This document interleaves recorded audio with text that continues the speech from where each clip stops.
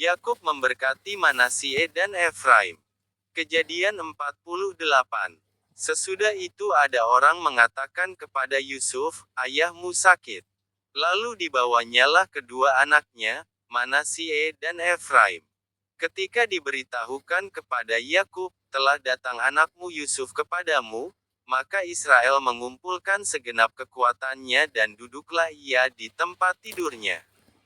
Berkatalah Yakub kepada Yusuf, "Allah, yang Maha Kuasa telah menampakkan diri kepadaku di Luz di tanah Kanaan dan memberkati aku.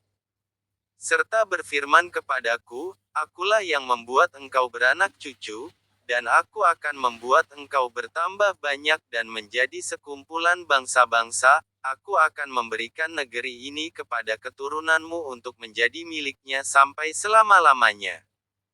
Maka sekarang kedua anakmu yang lahir bagimu di tanah Mesir, sebelum aku datang kepadamu ke Mesir, akulah yang empunya mereka, akulah yang akan empunya Efraim dan Manasye sama seperti Ruben dan Simeon. Dan keturunanmu yang kau peroleh sesudah mereka, engkaulah yang empunya, tetapi dalam pembagian warisan nama mereka akan disebutkan berdasarkan nama kedua saudaranya itu. Kalau aku, pada waktu perjalananku dari Padan, aku kematian Rahel di tanah Kanaan di jalan, ketika kami tidak berapa jauh lagi dari Efrata, dan aku menguburkannya di sana, di sisi jalan ke Efrata, yaitu Betlehem. Ketika Israel melihat anak-anak Yusuf itu, bertanyalah ia, "Siapakah ini?" Jawab Yusuf kepada ayahnya, "Inilah anak-anakku yang telah diberikan Allah kepadaku di sini." Maka kata Yakub, "Dekatkanlah mereka kepadaku, supaya ku berkati mereka." Adapun mata Israel telah kabur karena tuannya, jadi ia tidak dapat lagi melihat. Kemudian Yusuf mendekatkan mereka kepada ayahnya, dan mereka dicium serta didekap oleh ayahnya. Lalu berkatalah Israel kepada Yusuf, "Tidak kusangka-sangka, bahwa aku akan melihat mukamu lagi, tetapi sekarang Allah bahkan memberi aku melihat keturunanmu." Lalu Yusuf menarik mereka dari antara lutut ayahnya, dan ia sujud dengan mukanya sampai ke tanah. Setelah itu Yusuf memegang mereka keduanya, dengan tangan kanan dipegangnya Efraim, yaitu di sebelah kiri Israel, dan dengan tangan kiri Manasye, yaitu di sebelah kanan Israel, lalu didekatkannyalah mereka kepadanya.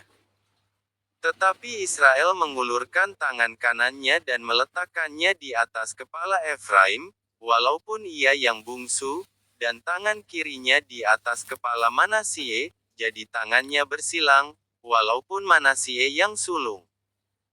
Sesudah itu diberkatinyalah Yusuf, katanya, "Nenekku dan ayahku, Abraham dan Ishak, telah hidup di hadapan Allah, Allah itu, sebagai Allah yang telah menjadi gembalaku selama hidupku sampai sekarang. Dan sebagai malaikat yang telah melepaskan aku dari segala bahaya, dialah kiranya yang memberkati orang-orang muda ini, sehingga namaku serta nama nenek dan bapakku, Abraham dan Ishak, termasyhur oleh karena mereka dan sehingga mereka bertambah-tambah menjadi jumlah yang besar di bumi." Ketika Yusuf melihat bahwa ayahnya meletakkan tangan kanannya di atas kepala Efraim, hal itu dipandangnya tidak baik, lalu dipegangnya tangan ayahnya untuk memindahkannya dari atas kepala Efraim ke atas kepala Manasye. Katanya kepada ayahnya, "Janganlah demikian, ayahku, sebab inilah yang sulung, letakkanlah tangan kananmu ke atas kepalanya." Tetapi ayahnya menolak, katanya, "Aku tahu, anakku, aku tahu, ia juga akan menjadi suatu bangsa dan ia juga akan menjadi besar kuasanya, walaupun begitu, adiknya akan lebih besar kuasanya daripadanya, dan keturunan adiknya itu akan menjadi sejumlah besar bangsa-bangsa." Lalu diberkatinyalah mereka pada waktu itu, katanya, dengan menyebutkan nama mula orang Israel akan memberkati, "Demikian, Allah kiranya membuat engkau seperti Efraim dan seperti Manasye."